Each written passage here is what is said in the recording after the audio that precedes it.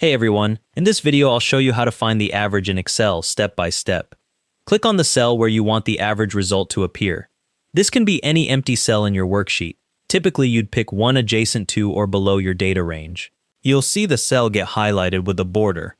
Type an equals sign to start the formula. The cursor will appear in both the cell and the formula bar at the top of the screen.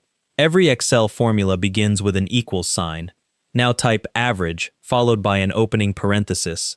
As you type, Excel will show a drop-down list of functions that match. You can double-click average from that list or just keep typing. The function isn't case-sensitive, so lowercase works fine too. Select the range of cells containing the numbers you want to average. Click and drag to highlight them, or type the cell range manually. The selected cells will become highlighted, and you'll see the cell references appear in your formula. Something like equals average, then B2:B7 in parentheses. The average function automatically ignores any empty cells or cells with text, but it will include cells that contain 0. Once you've selected your range, type a closing parenthesis to complete the formula. You'll see the full formula in the formula bar, equals average, then your cell range in parentheses.